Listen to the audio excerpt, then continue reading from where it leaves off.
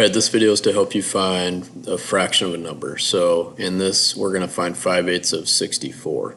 First thing we do is we create our visual model. So we draw a rectangle and we'll divide that into 8 parts.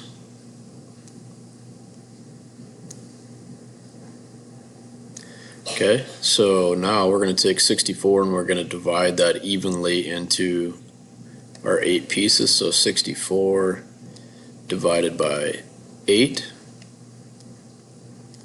is going to equal 8.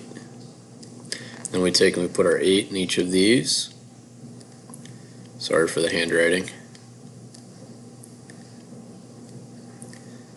And then we look to see what our numerator says. Our numerator tells us that we get 5 of the groups of 8. So I'm going to circle 5 of the groups of 8 in our visual model. And then to find 5 groups of 8, we're going to multiply 8 times 5, and 8 times 5 equals 40. So 5/8 of 64 would equal 40. Okay, hope this helps. Thanks.